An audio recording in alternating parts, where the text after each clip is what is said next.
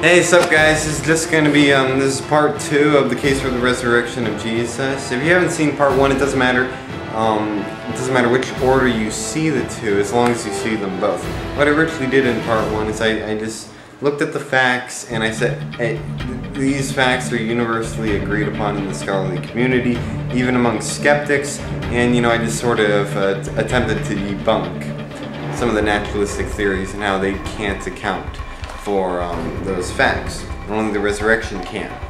And so today what I'm essentially going to try to do is I'm going to try to produce compelling evidence for those facts. I'm going to show you why this is universally agreed upon in the scholarly community, these facts. Now, I don't have enough time to get into all the reasons, just some of them, just some of the main ones.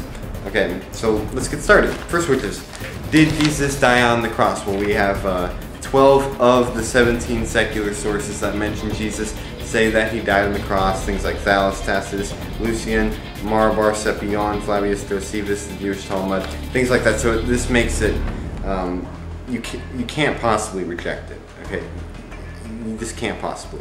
Okay, so he died on the cross. So was he buried? Okay, I'm gonna try to show you that he was buried, and then I'm going to try to give evidence for the empty tomb. Then I'm going to try to give evidence to support the fact that indeed Jesus was seen after he died, buried. Well, first we have independent early attestation. Okay, Paul's creed, 1 Corinthians chapter 15, verses 3 through 8. That is a creed. Scholars date that creed within a couple years of the crucifixion, so it's very early. Also, Mark, we can tell to the grammar and style that Mark got his source, the Passion story, from an earlier source. And scholars date that at least before 37 AD. So we have two independent early attestation of the burial. Okay, so we have independent attestation. 2, the Jews admitted it. Enemy attestation. Okay, if Jesus was not buried in the tomb, then they would have said he wasn't buried in the tomb. You know what they wound up saying? The disciples stole away the body with the guards fell asleep. 3rd, the fact that it was Joseph of Arimathea authenticates the burial story. Joseph of Arimathea was a member of the Sanhedrin, the very council that sentenced Jesus to die. Now, why would they make him look good and them look bad? Doesn't make any sense. And 4th, and finally, there is no other competing burial story. Think about it. If that was a false burial story, then it would seem like then there would be another competing burial story at the time, namely that one that is true. Right? Thomas Jefferson said that truth is good and will prevail. There obviously was none. Okay, which means that it was universally accepted in the ancient world, even in the enemies. So, for this and many others, the burial story is an historical fact. Okay, let's get on to the empty tomb. Was the tomb found empty very soon after his death? Well, for the same reason why we have independent attestation of the burial, we have independent attestation of the empty tomb. Mark's very early source in the Creed. Okay? 2nd, it would be impossible, absolutely impossible, to start a movement proclaiming that Jesus rose from the dead if this body was still in the tomb. Okay? I mean, think about it. The enemies of Christianity tried so hard to exterminate the Christians. They could have ended it right there and then if they just exposed the body. I mean, how can you do that? You can't proclaim that Jesus rose from the dead with a tomb right there and with his body in it. Okay? I mean, they would have exposed them as frauds. Okay. 3rd, the Jews. We have enemy attestation. The Jews admitted the Jews admitted that the empty tomb. Okay. How do we know this? Well, first, which is in Matthew. Okay. Matthew talked about that it was circulated throughout the Jews the excuse that the disciples stole the body while the guards fell asleep.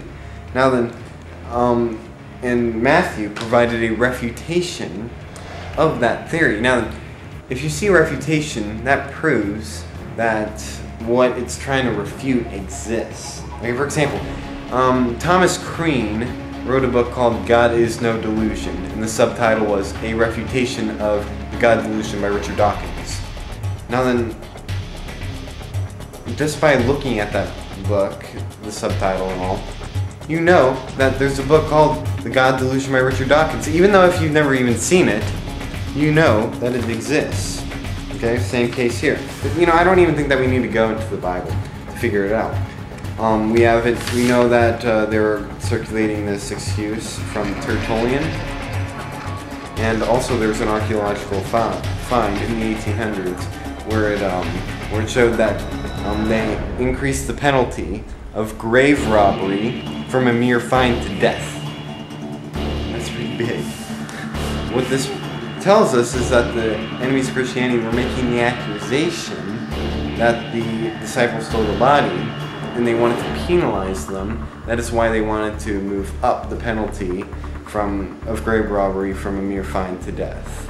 Okay, so there's absolutely no doubt that, yes, the Jews, the enemies of Christianity, did bring forth that excuse. So, it's enemy attestation.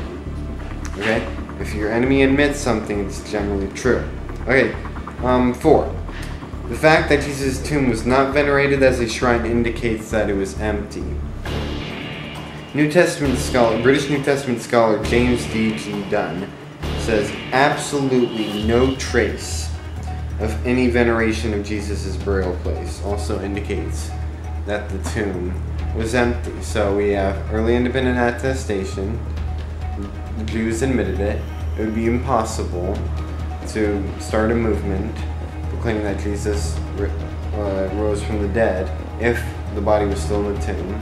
And the fact that it was not venerated as a shrine indicates that it was empty. It's this and many other reasons. There's 10 in this book that show that Jesus, or the tomb of Jesus, indeed was found empty very soon after his death. Let's look at the appearances of Jesus. Was Jesus seen after his death? Well, okay, so let's take a look at the evidence. First, witches. It's Paul's creed, okay? It says, there's an interesting remark. I believe it's 1 Corinthians chapter 15, verses 3 through 8, and then in verse 8, 7 and 8, he says, he appeared to the 500, and most of the 500 are still alive, but some of them have fallen asleep. Some of them are dead. That's a very interesting remark, because what he's virtually saying is that he knows that, okay, now then as C.H. Dodd observes, there can hardly be any purpose in mentioning the fact that most of the 500 are still alive, unless Paul knew their testimony. He said that because he heard their testimony that they saw the risen Jesus. Many of the 500's testimony that they saw the risen Jesus. So he knew a lot of people who had personal testimony. Okay, and Pliny the Younger, who is a ancient historian, remarked that early true Christians never walked away from their faith despite brutal persecution. So they had sincerity. There's no doubt about it. The early Christians had sincerity. So they weren't lying. They weren't lying. So you can dismiss them as being honestly mistaken, but that's not the point. The fact is, they had appearances that they saw the risen Jesus. Whether subjective, whether actual or not, that's beside the point. But the fact is, you can no longer doubt that they indeed thought that they saw the risen Jesus. Many of them. Okay. Also, the disciples also had sincerity, which was proved by martyrdom. Martyrdom does not prove truth; it proves sincerity. They sincerely believed they saw the risen Jesus. Third, the lives of the disciples were thoroughly transformed. Okay, also indicates that they believed they saw the risen Jesus. And fourth, this is very important, the origin of the Christian belief. Now then, when the Jews saw the prophecy in the Old Testament regarding the resurrection, there was two things that they believed about the resurrection that they were very religious about.